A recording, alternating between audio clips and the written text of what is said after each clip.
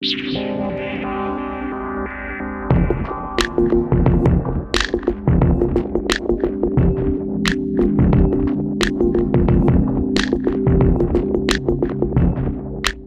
gente, tudo bem? Aqui é o Leonardo, mãe da Headphone, e é o seguinte, cara, tem um fone que tem aparecido agora, parece que ao mesmo tempo, cara, em tudo quanto é canal internacional de aparições de fones de ouvido. Engraçado, não sei porquê, porque assim é uma questão de timing, não é um fone que necessariamente está sendo tipo, caramba, um grande lançamento, né? Não é vídeo patrocinado, nada disso, mas está sendo muito ao mesmo tempo. Engraçado. Enfim, hoje é minha vez de falar sobre ele. A ICO é uma marca que eu não conhecia, tá? Nunca tinha escutado falar dessa marca. É uma fabricante de IEMs, in-ears, né, Hi-Fi, mas eles parecem meio que já ter surgido com algum tamanho. Eles têm um portfólio, inclusive, bastante diversificado de produtos. Se você for olhar o site, tem umas paradas, inclusive, muito aleatórias. Mas assim, então ela não é uma marca que meio que nasceu em fundo de quintal, né? Como muitas marcas Hi-Fi, tipo, surgem, né? Uma operação de uma ou duas pessoas. Nossa, aqui parece que já entrou aí com algum porte. E um lançamento que tem chamado a atenção, né, como eu falei pra vocês, tem aparecido em muito canal, é justamente esse daqui, que é o Oppo OH2.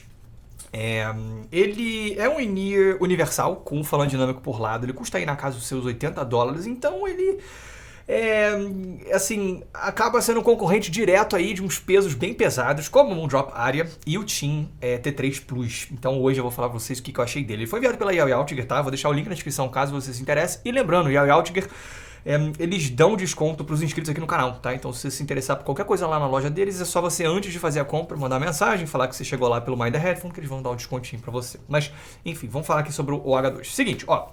Primeiro que a experiência de unboxing, cara, me impressionou. Ela ainda tem aquelas bizarrices, cara, dessas marcas chinesas de vez em quando, tipo isso. Um imã de geladeira dessa moça aqui.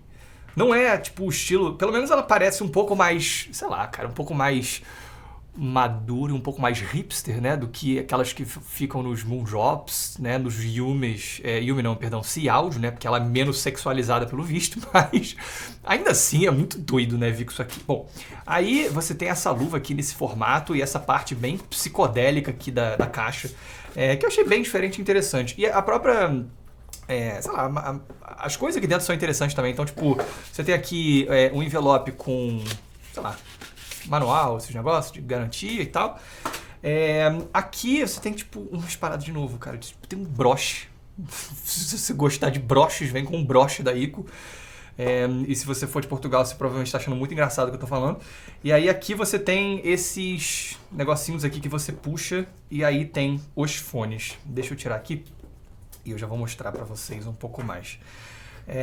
Aí aqui embaixo você tem também uma seleção de ponteiras, já vou falar um pouco mais sobre isso. Essa casezinha aqui, que é tipo bem diferente também, né? Você enrola aqui assim. E aí aqui dentro tem uns filtros aqui de reposição e uma ferramentinha para você tirar os filtros do fone, fazer a limpeza aqui também. Interessante, né? Capricho. Aqui tem o cabo. Pera aí. Deixa eu tirar aqui para vocês verem, já vou montar o fone. E a seleção de ponteiras. Inclusive, cara, deixa eu já falar um negócio que eu não... Olha só, o bocal de saída dele, não sei se vocês vão conseguir ver tão bem por essa câmera, ó, ele é oval. Tá vendo? Então, as ponteiras são ponteiras meio diferentes, né? Tem isso aqui, por exemplo, que eu nunca vi. E as próprias de espuma, sabe, elas têm um encaixe um pouco diferente. Pra quê, cara? Sinceramente, eu não fui tão fã dessas ponteiras, tá? De nenhuma delas, pra falar a verdade. Periferias de espuma, mas ainda assim não são, tipo, sei lá, a minha opção, né, se eu pudesse escolher. Então, pra que inventa de botar um sistema aí que só vocês têm? Não vejo motivo. Quanto mais sendo fone de uma fabricante nova, né, cara? Meu irmão, usa aí o bocal de saída normal, que todo mundo já usa, assim todo mundo fica feliz, porque vai poder usar as ponteiras que gostam, as ponteiras que já tem. Mas não, aqui não. Enfim, então tem esse detalhe que é uma coisa que eu não gostei. O cabo é removível, né, como vocês podem ver, por conector MMCX, o que hoje em dia eu não acho a melhor coisa do mundo, né, um conector que depois eu descobri que é relativamente frágil. Mas assim, cara, o fone é muito bonitinho e bem construído, sabe? Ele tem um formato... Tem uma estética um pouco diferente, sabe? Ele tem essa parte aqui de metal, a parte interna de metal também, mas ele tem meio que essa parte aqui de plástico que deixa o circuito do crossover meio à mostra, tá vendo? Acho bem bonitinho, cara, bem interessante. É um fone muito bem acabado, sabe? Com uma estética que eu considero um pouco diferente, bem legal. Gosto do cabo também. Ele é um cabo, sei lá, que tende para uma pegada um pouco mais simples, mas, pô, tem uma cor diferente, sabe? É um cabo que, sei lá, ele é conveniente, mas ao mesmo tempo ele parece bem robusto. Então eu gosto bastante disso. Em termos de conforto e encaixe, apesar de eu não gostar das ponteiras, é bom, tá? O isolamento não é o melhor do mundo, não, mas encaixa muito bem, super confortável, fica bem tranquilo assim nas orelhas. Então, gostei bastante dele nesse quesito. Então, resumindo, fisicamente é um fone que tem suas idiosincrasias aí chinesas, né? Tipo essas coisas bizarras que vem aqui na caixa também. Eu não gosto das ponteiras, não gosto do esquema de encaixe das ponteiras, mas é um fone bonito, bem construído e que no final das contas acaba sendo bastante confortável e tendo um bom encaixe. Em termos de som, o H2, como eu falei, ele não tem uma missão nem um pouco fácil, né? Afinal de contas, ele tá brigando com gente que é realmente muito boa.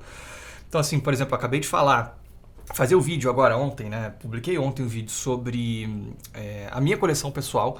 E a ideia justamente é que eu mantenha alguns fones que eu considero referências em suas determinadas faixas de preço, né? E o TIM T3 Plus e o Moondrop Aria são exatamente isso, né? São fones que custam mais ou menos o mesmo que o H2 e são fones absolutamente fenomenais pelo que custam, né? Então a missão do H2 não é fácil.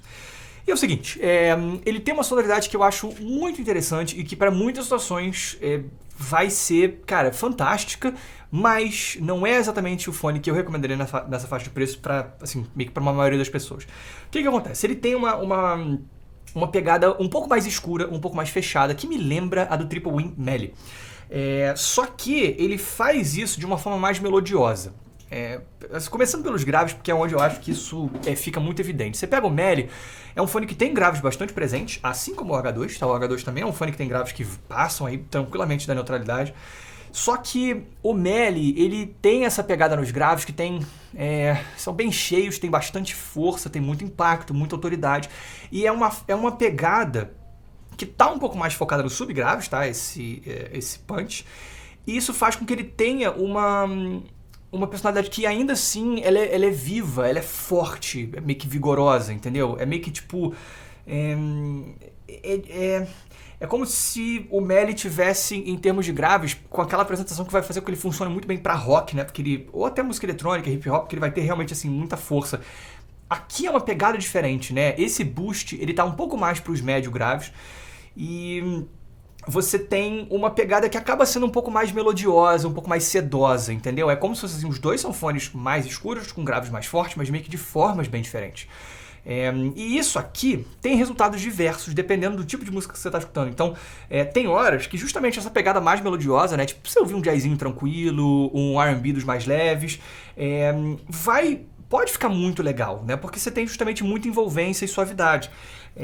Mas tem muitas outras situações onde isso pode dar uma atrapalhada, porque assim, meio que você acaba tendo alguma interferência nos médios, entendeu? Tipo, é um boost que tá mais pra cima, então pode acabar embolando um pouco, pode deixar a apresentação um pouco mais maçuda, né, com menos arejamento. Então, é uma pegada diferente de graves. Tipo, eu acho que, cara, pode funcionar muito bem, mas não são os graves mais definidos e mais texturizados, justamente porque o boost tá mais para os médio graves, mas isso compõe essa pegada que ele parece ter, que é justamente mais melosa, mais eufônica. Nos médios, é uma situação mais ou menos parecida. Por quê? Você tem médios que, para mim, são bem proeminentes. É um fone que tem uma ótima região de pinna gain. Eles são bem feitos, tá? Eu diria que esse é um ponto alto desse fone, porque você tem, né, uma presença muito bem colocada, né? A quantidade de médios é muito boa, a tonalidade dos médios é muito boa, eles têm um timbre que me parece bastante correto. Então, assim, tanto comparado ao Aria e ao TIM T3 Plus, tem muitas situações em que eu prefiro os médios do H2 porque eles têm mais corpo, eles têm mais volume no sentido de tamanho, sabe? São médios um pouco mais quentes, entendeu? Tipo, pode funcionar muito bem, entendeu? A maneira como ele coloca os médios. O problema é que, assim, esse calor a mais, ele tem seu custo. É um fone que eu considero consideravelmente menos técnico do que o T3 Plus e o Aria. É um fone que tem uma resolução que é um pouco inferior, a espacialidade é um pouco inferior também, você tem menos precisão no posicionamento dos instrumentos, o recorte não é tão bom, o arejamento sofre, né, em parte por conta desse desse incremento nos médios graves. Então é uma sonoridade meio que mais cheia e mais um pouco mais claustrofóbica, entendeu? Né? O Aria é bem mais expansivo, mais preciso no posicionamento. O TIM T3 Plus ele não é tão expansivo assim, mas ele é mais arejado. Então, meio que tipo, ele tem essa tonalidade, tá? Que é mais cheia, é mais calorosa, é mais eufônica. Os médios têm um corpo ótimo, uma tonalidade muito boa, mas você paga seu preço, entendeu? Em termos de resolução, definição, transparência, ele é inferior tanto ao Aria quanto ao TIM T3 Plus. Não é que ele seja exatamente, tipo, ruim nesses quesitos, né? Mas meio que é uma apresentação um pouco mais fechada e menos resoluta do que desses dois. Mas também, de novo, eu acho que é um preço a se pagar, entendeu? Sinceramente, eu acho que essa pegada dele ela pode ser extremamente agradável, né? Sei lá, tem um caso clássico disso pra mim, que é o próprio Meizu 99, né? Que eu já trouxe tanto o Neo quanto o Classic. E é um fone que é meio por aí. É muito menos extrema, tá? Essa personalidade eufônica. Mas assim, meio que tipo, é bem por aí, cara. Beleza, você vai perder em resolução, detalhamento, refinamento e tal, mas ao mesmo tempo você vai ter uma pegada que pode ser muito romântica e muito envolvente em muitas situações, né? E o que ele faz é exatamente isso. Então, é um fone relaxante, sabe? Se você quiser escutar um MPB tranquilo, sabe? Tipo, aquela coisa... Você quer ter uma audição para relaxar? Ele funciona muito bem, né? Isso vem justamente dessa tonalidade. Nos agudos ele é um pouco mais recuado, ele até tem um brilho interessante, sabe? Tem faixas em que ele renderiza relativamente bem os agudos, mas ele tem alguma coisa que pra mim não é tão natural assim. Eu diria que tanto o T3 Plus quanto o Aria são melhores nesse quesito. Tem agudos que tem mais extensão, tem o timbre mais correto, tem mais definição, sabe? Meio que aqui você tem esses agudos que são um pouco recuados e que tem algumas questões aí de timbre que eu não consigo apontar exatamente o que é, mas por detalhezinho, sabe? Que faz com que a minha percepção aqui não é a coisa mais natural do mundo em termos de agudo. Mas, concluindo, no final das contas eu acho que o H2 é um caso parecido com o caso do Nice HCK Top Guy que eu avaliei recentemente. Porque assim, ele seria a minha escolha pela faixa de preço, né? Você chega aqui pra mim, pô, Léo, me fala um fone aí até $100. Eu vou indicar o H2 assim? Não. Né? Se você estiver buscando meio que assim, tipo, o seu primeiro fone na casa dos $80, né? Ou sei lá, tipo, você quer o melhor fone, tipo, all-rounder, né? Na casa dos $80, cara, eu indicaria o T3 Plus e o Aria na frente do H2, tá? Eu acho que são fones que têm tonalidades mais universais, principalmente o TIM, e tecnicalidades mais competentes também. São fones mais técnicos. Então o H2, mas isso não faz com que o H2 seja ruim. Eu só acho que ele segue aquele caminho que é um pouco mais específico, entendeu? Então, tipo, ele entra como aquela opção para quem quer uma coisa um pouco mais definida, sabe? Então assim, pô, cara, não, eu só escuto MPB e jazz, entendeu? E eu quero relaxar. Então eu não ligo para a espacialidade do Aria, eu não ligo para a energia do TIM, eu quero uma sonoridade que eu vou botar e vou ficar tranquilaço escutando, entendeu? É isso que ele faz. Se é isso que você quer, tá aqui, uma boa opção. Também acho que assim, tipo, se for uma adição à sua coleção, entendeu? Então assim, pô, sei lá, você tem vários fones, né? E aí você já tem um T3 Plus, por exemplo, né? E, sei lá, e aí você quer um contraponto, né? Porque o T3 ele é um fone mais vivo energético, aí você quer um contraponto, mas eu acho que ele funciona muito bem. Eu acho que é para esse tipo de cenário que o H2 mostra que veio. É isso, gente. Espero que vocês tenham gostado. Se vocês tiverem gostado, clique no botão de like. Se vocês tiverem gostado muito, se inscrevam no canal. Um grande abraço.